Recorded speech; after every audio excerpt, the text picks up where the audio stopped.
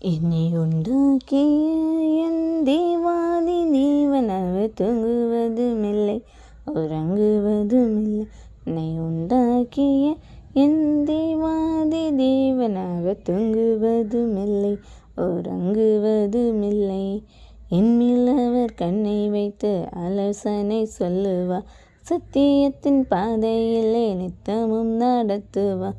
என்மேல் அவர் கண்ணை வைத்து ஆலோசனை சொல்லுவார், சத்தியத்தின் பாதையிலே நித்தமும் நடத்துவார்.